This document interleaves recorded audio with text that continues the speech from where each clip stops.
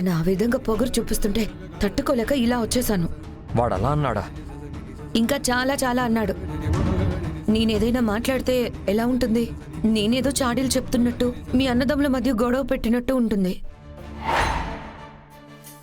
అయినా అసలు మీ అన్నయ్య గారు ఇలా చెప్పారు అని అన్నప్పుడు అవునా సరే పంపించండి అనాలి, కానీ ఆయన చెప్పేదేంటి? నేను చెప్పినట్టే చెయ్యాలి. మీరు షాప్లో సరుకు ఏమైనా పోతే నేనే కదా సమాధానం చెప్పాలి, ఆయన ఏమైనా చెప్తాడా అని మాట్లాడుతున్నాడు. ఇలా మీరు చూస్తూ వదిలేస్తే పని వాళ్ళ దగ్గర మీకు విలువ ఉండదు. మిమ్మల్ని అలా అంటుంటే నాకే కోపం వచ్చిందంటే దాన్ని బట్టి అర్థం చేసుకోండి తను ఎలా మాట్లాడాడో. దుర్గా, వాడు నా తమ్ముడు. వాడు ఏం చేసినా కరెక్ట్గానే చేస్తాడు.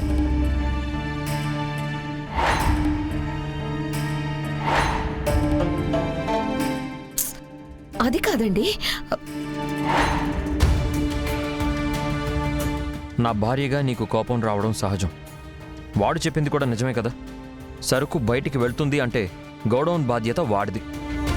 ఏదైనా వెళ్ళకూడని సరుకు వెళ్తే నష్టం ఎవరికి వస్తుంది? మనకే కదా. అందుకే వాడు అలా మాట్లాడుంటాడు.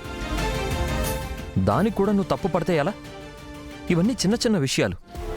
వ్యాపారం అన్న తర్వాత ఎవరి పని వాళ్ళు చేయాలి. సరుకు రెడీ అయిందా లేదా, వెళ్ళిందా లేదా అనేది నేను చూసుకుంటాను. కానీ చెక్ చేశారో లేదో నాకు తెలీదు.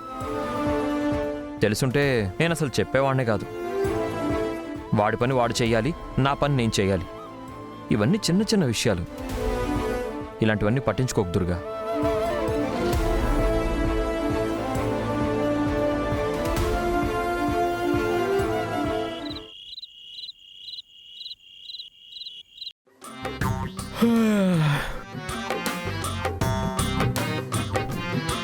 ఈ పొద్దుట్ట నిద్ర వస్తాండది.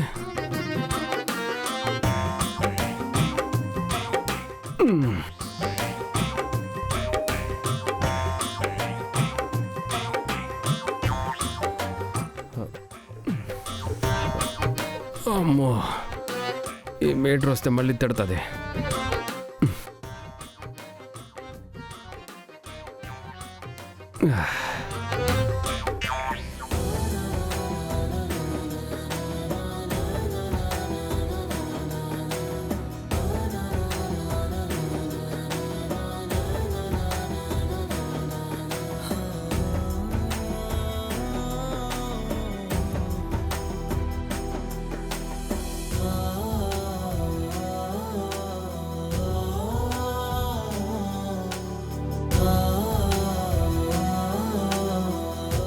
మీటరు పడుకో, నువ్వు అట్ట తిరగదా ఉంటావా?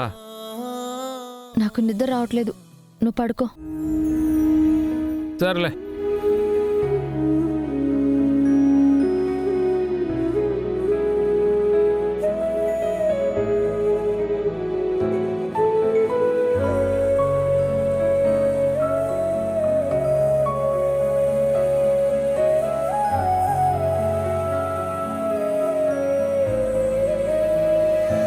పొద్దున్నే సవారికి వెళ్ళాలి. ఏ టైంకి వెళ్తే బాగుంటుంది?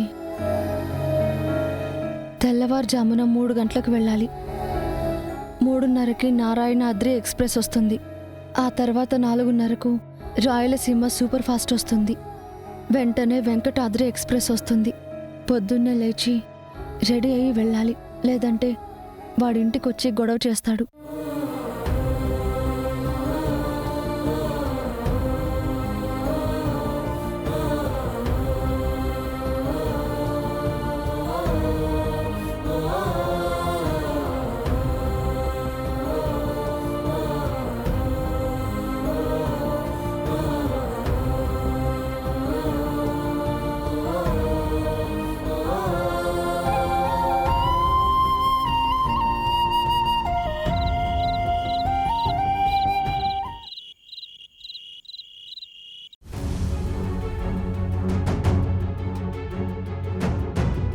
అవన్నీ మాకు తెలియవమ్మా.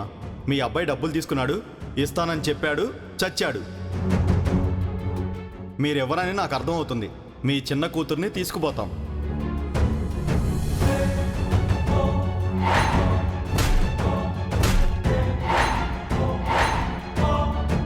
మాకు రావాల్సిన అసలు 5 లక్షలు, 2 రూపాయలు వడ్డీ, అసలు వడ్డీ కలిపి 7 లక్షలు.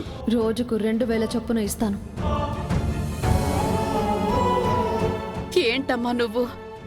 ఎందుకు ఇవన్నీ నీ నెత్తిన వేసుకుంటున్నావు? రోజుకు 2000 రూపాయలంటే ఎక్కడి నుంచి తీసుకొస్తావు? నేనెక్కడి నుంచి తెస్తానన్నది నీకు అనవసరం అమ్మా.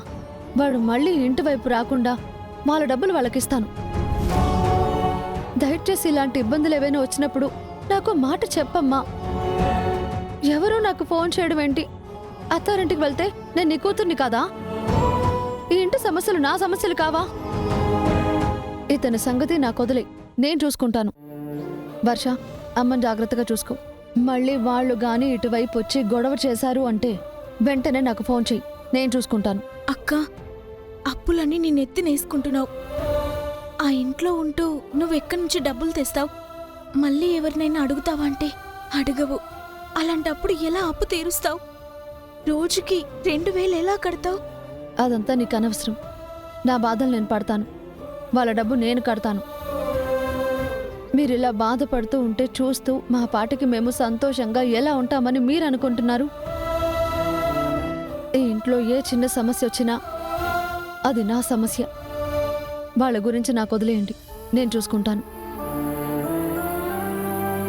నువ్వు అమ్మకి తోడుగా ఉండి జాగ్రత్తగా చూసుకో చాలు. వెళ్ళొస్తాను.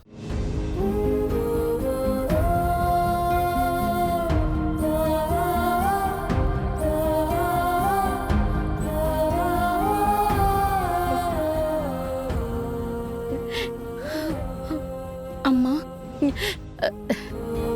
ఏంటమ్మా ఇంకా నిద్రపోలేదా? నిద్ర పట్టడం లేదే. సమయానికి విజయ వచ్చింది కాబట్టి సరిపోయింది. లేదంటే వాళ్ళెంత గొడవ చేసేవాళ్ళు. ఈ రోజంటే ఏదో చేతిలో ఉన్న డబ్బులు ఇచ్చింది. రేపటి నుంచి డబ్బులు ఇస్తానని వాళ్ళతో ఒప్పుకుంది. ఎలా కడుతుందో ఏంటో. అక్క చెప్పిందంటే చేస్తుందమ్మా. నువ్వవేం పట్టించుకోకు. ఆరోగ్యం బాగాలేకున్నా ఇవన్నీ ఎందుకమ్మా నీకు? ఏం ఆరోగ్యం బాగోలేకపోవటమే. అంతకన్నా నేను ఒకేసారి పోయింటే దరిద్రం పోయేది. అమ్మా, ఏంటా మాటలు? మరి ఉండి మాత్రం ఉద్ధరించేదేముందే? బిడ్డల్ని బాధ పెట్టడం తప్ప. అత్తారింటికి పోయిన తర్వాత కూడా చీటికి మాటికి నాకు ఆరోగ్యం బాగోలేదనో, ఇంటికి అప్పుల వాళ్ళు వచ్చారనో చెప్పి వాళ్ళకు మనశ్శాంతి లేకుండా చేస్తున్నాను. నువ్వేం అడగలేదు కదమ్మా. నేను అడగకపోయినా వాళ్ళకి తెలియకుండా ఉంటుందా? తెలుసుకొని వచ్చింది కదా.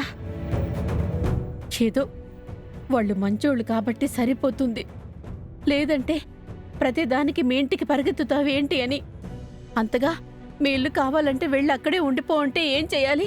దాని బ్రతుకేమైపోవాలి? బావగారు వాళ్ళు అలాంటి వాళ్ళు కాదమ్మా. వాళ్ళందరినీ అర్థం చేసుకుంటారు, అన్ని పరిస్థితులను అర్థం చేసుకుంటారు.